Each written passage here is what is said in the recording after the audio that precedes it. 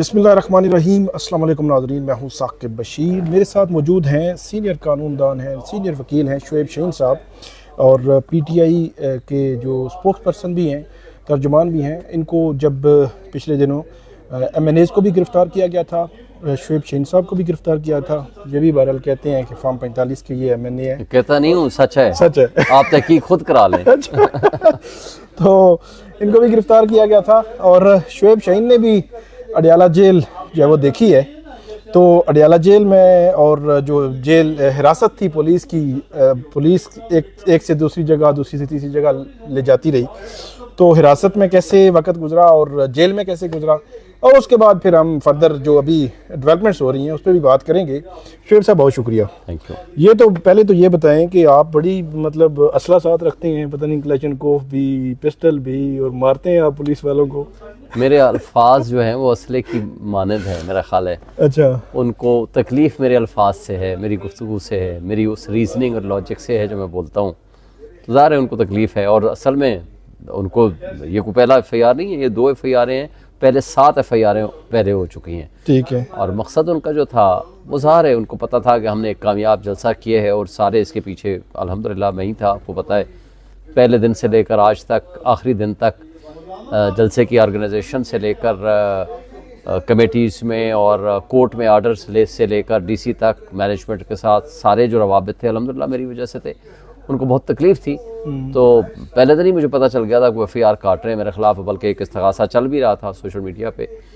मुझे बेटे ने कहा, बाकी सारे दफ्तर वालों ने कहा जी कुछ दिन के लिए आप साइट पे हो जाएं। अच्छा। मैंने कहा जी मैंने कोई साइट पे नहीं होना, गिरफ्तार करना है, मैं अपने दफ्तर में बैठता हूँ, अपने घर में रहता हूँ, आता जाता हूँ, मुझे कोई वो डर खौफ नहीं है। गिरफ्तारी करनी है, जिस दिन करनी होगी वो कर लेंगे। मैं अल्हम्दुलिल्लाह अपने दफ्तर में भी बैठा रहा। पहला दिन भी 8 को ये जलसा था, 9 को कौन लोग थे जिन्होंने गिरफ्तार किया? देखिए पहले तो आए थे कुछ मास्क पहने, ठीक, और उसके बाद फिर पीछे जो SHO रमना है टीपू, वो आ गया, और बाकी लोग भी आए। तो हर जगह से आकर के उन्होंने पहले मेरे घर को घेरा। फिर मुझे नहीं पता था, मुझे फिर दफ्तर वालों ने फ़ोन किया जी इस तरह पुलिस आ गई। एक तरफ से मैं एक लाइव शो कर रहा था पब्लिक न्यूज़ पे। अच्छा। वो मैंने वो शो जो ही बंद हुआ, 1/2 मिनट का फ़र्क होगा, मैंने वो बंद किया। पीछे मेरे दफ्तर वाले मुझे बार बार आ रहे हैं, मैंने उनको इशारा किया कि भाई मैं तो प्रोग्राम कर रहा हूँ, शो कर रहा हूँ। तो खैर बहरहाल वो आ गए, उन्होंने कहा गिरफ्तार करेंगे, मैंने कहा कर लें। मैं साथ चला गया। वो मोबाइल उन्होंने छीनने की कोशिश की, मैंने अपने मुंशी को दिया, उसने फिर आगे किसी को भेजा तो वो उनसे छीन लिया, उसके साथ बदतमीज़ी भी की मेरे मुंशी के साथ। तो बहरहाल मैं चला गया और जा कर के गिरफ्तारी दे दी, और मुझे ले गए। कहाँ ले जाया गया आपको? पहले ले गए थाना रमना में। ठीक। तो वहाँ रखा, थोड़ी देर के लिए बिठाया। तो उसके बाद कहते हैं जी आएँ। मैंने कहा जी कहाँ जा रहे हैं? उन्होंने कहा जी हम I9 जा रहे हैं। मेरा ख्याल था I9 थाने में लेके जा रहे हैं। चलें जी। फिर वहाँ ले गए मुझे CIA के दफ्तर में, CIA का वहीं I9 में। तो मेरे को वहाँ जाने के आधे घंटे बाद गौहर साहब आ गए। अच्छा। वो भी गिरफ्तार हो गए। और अच्छा, गौहर साहब के वाले से तो वो प्रोसिक्यूटर और तफ्तीशी कह रहे थे कि वो तो हमने गिरफ्तार पता नहीं किया नहीं। ठीक आधे घंटे बाद आ गए, हमने वहीं खाना खाया, हम वहीं रहे। अच्छा। बल्कि गौहर साहब कहने लगे कि जी मैंने सोना है, को हवालात की जगह दिखा दें। तो खैर उन्होंने अच्छा सा कमरा हमें दिया, हमें हमारी इज्जत के साथ इज्जत की। ठीक है। तो सुबह फिर बाकी पार्लियामेंटेरियंस ये लोग आ गए। सुबह नाश्ता हमने इकट्ठे किया वहाँ CIA में, सारे MNAs भी। अच्छा। तो अब हमें कहा जी मेरे खिलाफ पता चल गया। उस वक्त तक किसी को कुछ नहीं पता था कि क्या पर्चा है। अच्छा। ना थाना रमना वाले को पता था, ना CIA वालों को पता था, किसी को पता नहीं था कि FIR क्या है, पर्चा क्या है। गिरफ्तार किया उनको पता ही नहीं था कि हमने किस जुर्म में इनको गिरफ्तार किया है। और CIA वालों को भी नहीं पता था जहाँ हमें रखा गया। भाई कोई जुर्म तो बता दो, कोई FIR बता दो, कोई बंदा बता दो। उन्होंने कहा जी कोई पता नहीं हमें। अब FIR वैसे शेर साहब, ऐसे एक बात बताऊं, मैंने वो 5-6 FIR पढ़ी हैं। वो असल में कोई कहानी नवीस नहीं होता, वो कहानी बनाने वाला, बल्कि कि वो बंदा हो सकता है तलाश कर रहे हो कि कोई बंदा मिले जो इतनी जबरदस्त कहानी बनाए आगे कोई फिल्म मूवी बन सके उसमें। नहीं साकिब साहब, मैंने बल्कि उनसे पूछा कि भाई FIR है तो जो पहले की कटी होंगी, मतलब एक 8 का वाकया है तो FIR 9 को तो नहीं कटेगी, वो तो 8 को ही होगी। उन्होंने कहा जी ये सारा सिस्टम हमारे पास मौजूद होता है। किसी ने मुझे बताया कि हम FIR अभी काटेंगे, होगी फिर बैक रेटेड। मैंने कहा ठीक है भाई, कोई आपकी ऑनलाइन कोई ये चीज़ें नहीं होती। उन्होंने कहा ऑनलाइन होती तो आपको पहले ना पता चल गया होता कि FIR कट गई है। खैर बहरहाल वो उन्होंने फिर अगले दिन हमें बताया कि जी मुझे ये पता चला कि जी मेरे खिलाफ 2 FIR हैं, उनके खिलाफ 1 FIR है। अगले दिन वो भी दोपहर तक तकरीबन। फिर हमें ले आए, पहले मुझे ले आए, फिर बाद में उनको ले आए। फिर उस दिन फिर एक केस में फिजिकल रिमांड हुआ। एक अच्छा, आगे बढ़ते हैं कि अडयाला जेल एंट्री से लेकर अंदर रखने तक आपको कैसे रखा गया, किस तरह, क्या कमरा था, कौन था?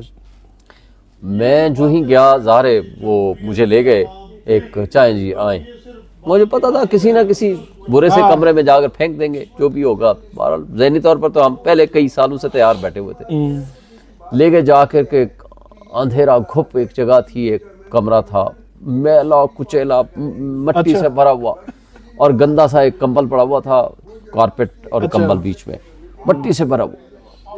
तो वो कोई बंदे मेरे साथ जो आए थे, उन्होंने कहा जी ये खाना, ये पानी, बाहर से दरवाज़ा लॉक करके हम जा रहे हैं, खुदा हाफिज़, सो जाओ। अच्छा। तो मैंने कहा कुछ चादर, जेल वाले आए थे आपको छोड़ने के लिए?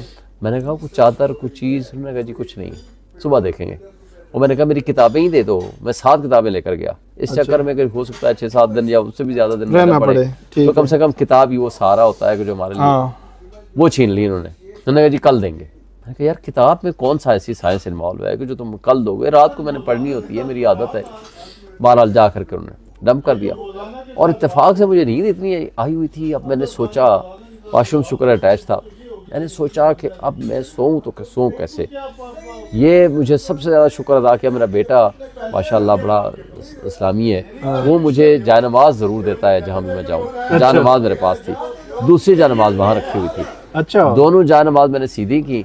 वो कपड़े वाली जो मेरी एक 2-3 सूट थे लिफाफे में, शॉपर में, तो वो मैंने उसका तकिया बनाया।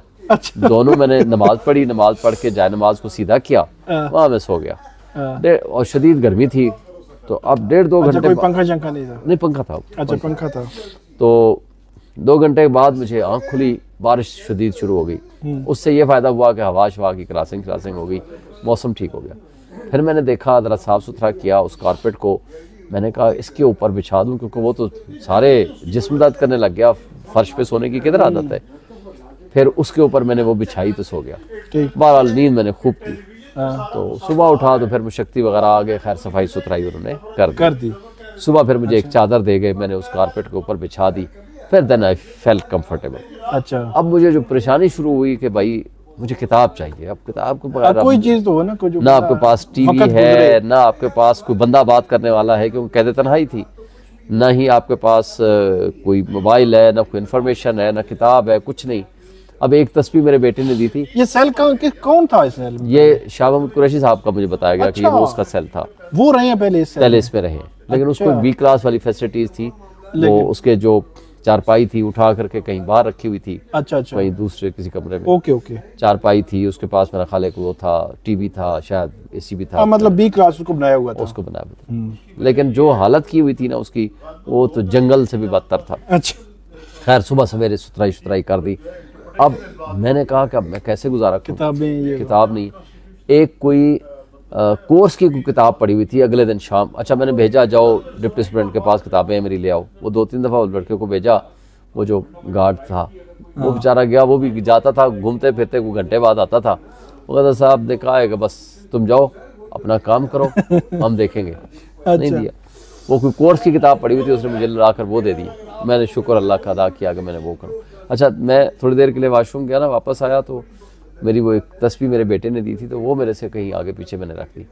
अब मैं उसको ढूंढ रहा हूँ, मुझे यानी एक तस्वीर का इतना बड़ा सहारा था। कैसे लग रहा था यार, तस्वीर मेरे से साइड पे हो गई है, वो किधर गई है। मैंने उसको ढूंढ के फिर अपने हाथ में रखी और उसको, बहरहाल खैर ये एक तजर्बा होता है। खान साहब के करीब कोई पता किया, कोई आपने? मैंने कोशिश की, मैंने कहा जी वो खान साहब का जो केस है मुझे ले चलें आज। उस दिन दोनों दिन जो मैं रहा वहाँ थे, लेकिन उन्होंने कहा जी नहीं, आप किसी बंदे से नहीं मिल सकते। अच्छा। कोई बंदे से मुलाकात नहीं, किसी से नहीं मिलना जुलना। लेकिन एक मेरा बेटा मिलने आ गया था मुझे मुलाकात के लिए, शुक्र है। अच्छा। तो उसने बता दिया कि हमने ये फिजिकल रिमांड ख़त्म हो गया है, जुडिशल रिमांड पे चले गए हैं, अब उम्मीद है कि बेल हो जाएगी। अच्छा। तो अगले दिन फिर वो शाम को आ गए। 4 दिन रहे या 3 दिन? आप मेरे टोटल 6 दिन। 2 दिन मैं जेल में रहा। अच्छा, 2 दिन जेल में रहे? 2 दिन जेल, 4 दिन इधर, बाकी फिजिकल रिमांड इधर रहा। तो उधर खाना शाना आपको कैसा मिलता है सुबह दोपहर शाम? जो जेल का मेन्यू, जेल की दाल, जेल की मैनुअल के मुताबिक वो जो उनके उबले हुए खाने होते हैं, अल्हम्दुलिल्लाह मैंने खाने पीने का मैंने परवाह नहीं की। अच्छा। बस मुझे जो अफसोस था वो सिर्फ ये था कि मेरी किताबें उन्होंने मुझे नहीं दी। वो टाइम जो था ना, वो बाद में भी नहीं दी या बाद में बाद जब मैं वापस आ रहा था मुझे उस वक्त पकड़ाई, ये ले लीजिए, आपकी किताबें रखी हुई हैं, ले जाए। मैंने कहा भाई उधर तो मुझे जरूरत ही नहीं है, बाद में और ले लेता, मुझे जहाँ जरूरत थी वहाँ नहीं दी। अच्छा अच्छा। इससे अंदाजा होता है कि it was not so simple. बल्कि हमने इत्तेफाक से जब हम यहाँ रह रहे थे, चूँकि मुझे फ़ायदा थोड़ा सा MNAs की वजह से भी हो गया, हाँ ऑफिसर्स हॉस्टल में रखा हुआ था इन्होंने 2-3 दिन पहले वाले, तो उसमें एक दिन रात को SHO संगजानी मुझे ले गया, जाकर थाना तरनोल में बंद कर दिया। उसके बाद मेरे बेटे से ने बातचीत कहीं की तो उसमें कोर्ट का आर्डर था कि मुझे मेडिसिन भी पहुंचानी है और सबके साथ इकट्ठे रखना है, तो फिर मुझे वापस ले गए। तो वहाँ जब मुझे बंद किया हवालात में, तो जा करके ना वहाँ मेरी तस्वीरें बनाई। अच्छा, इससे मुझे लगता है कि किसी को भेजना था, मकसद था कि यार शोएब शाहीन को हमने वाकई अजियत में रखा हुआ है, अजियत में रखा हुआ। मैंने कहा भाई मुझे हवालात में रखो, मुझे जहाँ लेके जाओ। जब मैंने ज़हनी तौर पर एक्सेप्ट किया हुआ है, इर्रेस्पेक्टिव के क्या भी हालात होते हैं, अल्हम्दुलिल्लाह अल्लाह का शुक्र है जी, अल्लाह ने सुरखरू किया। अच्छा शोएब साहब आगे बढ़ते हैं कि ये तो आपकी वो सारी रुदाद हुई। MNAs जो नाज़रीन जो MNAs हैं PTI के, उनकी भी ज़मानतें हो चुकी हैं आज, और वो आज किसी टाइम पे भी उनको रिहा कर दिया जाएगा। जब हम ये वीडियो कर रहे हैं तो 16 सितंबर आज है और मंडे का दिन है, 12:30 बजे हैं। थोड़ी देर बाद या शाम तक जो है वो उनको रिहा कर दिया जाएगा, लेकिन उनके लिए ये आसानी हुई कि उनको सब जेल मिल गई अपनी पार्लियामेंट लॉजेस में ही उनको फैसिलिटेट किया। मुस्लिम लीग नून की जो स्पीकर हैं उन्होंने। शोएब साहब ये बताएं कि एक लंबी चौड़ी अमेंडमेंट्स की लिस्ट आई है, ये देखें इतने पेजेस हैं, ये तकरीबन 54 अमेंडमेंट्स हैं। तो इसमें पूरा अदालती स्ट्रक्चर जो है वो हिलाया जा रहा है। जो मेजर अमेंडमेंट्स हैं उसमें एक अमेंडमेंट तो ये है कि सुप्रीम कोर्ट जो है ना, सुप्रीम कोर्ट, इसको जो चीफ जस्टिस होगा सुप्रीम कोर्ट का, chief justice of supreme court लिखा जाएगा, और एक आईनी अदालत बना रहे हैं उसका जो चीफ जस्टिस होगा उसको चीफ जस्टिस ऑफ पाकिस्तान लिखा जाएगा। इसका मतलब ये है कि वहाँ सारे जो ज़्यादा इख्तियारात की मुंतकिली, और दूसरा उन्होंने ये भी कहा है कि वो अलग से कोर्ट बनेगी, वो अलग कोर्ट होगी, उसके चीफ जस्टिस जो होगा उसकी 68 ईयर जो है वो एज होगी, रिटायरमेंट एज। ये आप वैसे मेरे लिए नाज़रीन हैरान कौन है कि पूरे पाकिस्तान में जजेस की रिटायरमेंट की एज, सुप्रीम कोर्ट के जजेस की 65 साल है और हाई कोर्ट के जजेस की 62 है। तो एक जो नई अदालत बनाई जा रही है उसके चीफ जस्टिस की उम्र 68 होगी। तो इससे अंदाज़ा आप लगा सकते हैं कि ये 68 का इशारा जो है वो किस तरफ जाता है। तो काजी की तरफ है और सीधा सीधा और किसकी तरफ है। अच्छा, तो उनके इख्तियारात भी, फिर सुप्रीम जुडिशल काउंसिल की जो सारी कंपोजिशन है वो भी चेंज, वो भी उसका हेड भी जो है वो जो आईनी अदालत का चीफ जस्टिस होगा वो होगा। फिर जो जजेस तैनाती है वहाँ पे बार काउंसिल्स को भी अकोमोडेट किया गया है, क्योंकि हिस्सा दिया गया क्राइम पार्टनर, तो हिस्सा दिया गया है। ये तो कुछ चीज़ें मैंने पढ़ी हैं, मजीद भी कुछ चीज़ें मौजूद हैं। तो मेरा सवाल ये है कि जो बार है, वकील है, आपकी तो बड़ी आवाज़ है और आवाज़ थी। हमने देखा कि जब भी इस किस्म की जो कुछ काम करने की कोशिश की गई है, वो क्योंकि वक्त का डिक्टेटर ही क्यों ना हो, तो वकील आए हैं मैदान में और उन्होंने हर चीज़ को मतलब ऊपर नीचे कर दिया है। बार कहाँ पे है सर? देखिए, मैं समझता हूँ कि आज ये आगाज़ हो गया है। आज हामिद खान की सरबराही में हमने एक तहरीक का आगाज़ कर दिया है। मुझे उम्मीद है कि लोग निकलेंगे। देखें, इस वक्त तो ये डकैती है, सिर्फ हमला नहीं है। देखें, काश के 8 फरवरी के ऊपर जो लोगों का एक मैंडेट था जो उस पर डाका डाला गया, काश के अदलिया उस वक्त स्टैंड कर जाती, काश के वकील उस वक्त स्टैंड कर जाते, तो आज ये दिन ना देखने पड़ते। हम रोज़ बरोज़ एक तबाही के गड्ढे की तरफ जा रहे हैं। आज ये अदलिया के ऊपर हमला है, ये उससे भी बदतर हमला है जो 98 में हुआ था, यानी उससे ज़्यादा बदतर हमला है। वो फिजिकल अटैक था, ये तो कॉन्स्टिट्यूशनल अटैक है। इससे तो आपने पूरी पहले ही आपने आइन को ख़त्म कर दिया, कानून चंद लोगों के हाथों में खिलौना बना के रख दिया। जमहूरियत तो आपका सामने तमाशा है, हम लोग जीत के अब बाहर बैठे हुए हैं। जो हारे हुए रिजेक्टेड लोग हैं उनको बिठा दिया, यदि तुम आइन को भी बदल दो। सबसे पहला तो इसका ऑडिट होना चाहिए कि एक्चुअली जीता हुआ कौन है। जब तक वो जो पार्लियामेंटेरियंस हैं उनकी लेजिटिमेसी नहीं डिक्लेयर होगी तो उनके पास अख्तियार किसने दिया है? अख्तियार है ही नहीं। इसका मतलब इलेक्शन कमीशन एक बेईमान इलेक्शन कमीशन से एक कागज़ का टुकड़ा उठाओ, जा करके पार्लियामेंट में बैठ जाओ और वहाँ से आइन की तरमीम करो और अपनी मर्जी के हैंड पे जजेस बिठा दो। How it is possible? ये मुमकिन नहीं है। लेकिन ये जो हमला है सुप्रीम कोर्ट के ऊपर, आज वक्त है, इंशाअल्लाह ताला वकील भी खड़े होंगे, पूरी कौम खड़ी होगी। देखें, आपको जब तक कौम ना खड़ी हो, और फिर इन बेशर्मों को भी सोचना चाहिए। मुशर्रफ था, अपने आप को बड़ी ताकतवर समझता था और अपने वो यूनिफॉर्म को खाल कहता था। क्या हुआ? खाल भी उतरी, वो खुद भी उतरा, जिल्लत और रसवाई उसके माथे पे लगी, सजाए मौत का मुजरिम ठहरा, और आज वो इस दुनिया में नहीं है। वो एक इबरत का निशान है पूरी दुनिया के लिए। बात यह है कि आज हसीना वाजिद को कोई मुल्क पनाह देने को तैयार नहीं है। आप ऐसी इबरत देखें। तो आपको लगता है, आप पुरुम्मीद हैं कि 19 सितंबर से एक वकला की जो मूवमेंट है वो शुरू होगी, क्योंकि हुकूमत जो है वो रात से मौलाना जो है वो उन्होंने बड़ा किरदार अदा किया है, हुकूमत मुअख्खर कर रही है उस तरमीम को। आप समझते हैं कि वकला तारीख शुरू होगी? इंशाल्लाह आप देखिएगा। मैं ये समझता हूँ कि अब इस तरीके से ये जो हमले हो रहे हैं ना, ये अब हमले बंद होंगे, ये नहीं कर पाएंगे, ये नाकाम और नामुराद होंगे। अंदर से इनको भी पता है। अब मुझे पता है, लॉ मिनिस्टर कह रहा है कि मेरे तक भी पहुंच गया है। यानी उसको किसने बना के दिया है, किसने पहुंचाया है? यानी बेईमानी भी करते हो, डाका भी डालते हो और सरेआम डालते हो, और शर्म भी नहीं आती तुम लोगों को। और अफसोस इस बात का है कि आजम नजीर तारड़ अपने आप को बार का लीडर कहता था, उसको शर्म से डूब मरना चाहिए। वो कहता था कि मैंने रिजाइन कर दिया, 2 जजेस के मामले में मैंने अपने ज़मीर के खिलाफ वोट दिया। अब तो तुम्हें चुल्लू भर पानी में डूब मरना चाहिए कि ये जो तुम हरकतें कर रहे हो। अफसोस की बात है, इन लोगों को शर्म नहीं आती कि आपने जिंदा रहना है तारीख में, या अपने आप को जिल्लत के साथ आपने जिंदगी गुजारनी है। क्या ये आर्जी आपके इक़्तिदार हैं? क्या कर लेंगे?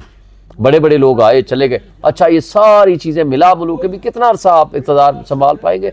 2 साल, 4 साल, 3 साल, 5 साल। आज भी अगर जिंदा ज़मीर हूँ, इस मुल्क को आप, मुल्क में आग लगी हुई है। बलूचिस्तान इनसे नहीं संभल पा रहा, KP इनसे नहीं संभल पा रहा, पंजाब के लोग इनसे नफरत करते हैं, सिंध के लोग इनसे नफरत करते हैं, और उसके बावजूद हमारा यूथ है 60% प्लस। आज वो रुल रहा है, वो मुल्क से बाहर भाग रहा है, इंडस्ट्रियलिस्ट पैसा लेके बाहर भाग रहा है, आपका कारोबारी आदमी यहाँ छोड़ के जा रहा है, और आप मुल्क में मजीद आईनी बहरान और पॉलिटिकल अनस्टेबिलिटी क्रिएट करके मजीद तबाही की तरफ मुल्क को ले जाना चाहते हैं। ये काबिल अफसोस है। बहुत शुक्रिया शोएब शाहीन साहब ने अपना बताया अडयाला जेल में कैसे उनको रखा गया, और जो अमेंडमेंट्स जो गवर्नमेंट ला रही है उस पर उनका क्या जो है मौक़िफ़ है, और वकला तहरीक का ऐलान हुआ है कि 19 सितंबर से वो शुरू होगी। देखना ये है कि अब मामलात किस नहज पे जाकर रुकते हैं। बहुत शुक्रिया शोएब शाहीन साहब। नाज़रीन, आप हमें इस वीडियो पे फीडबैक दीजिएगा, कमेंट कीजिएगा। बहुत शुक्रिया।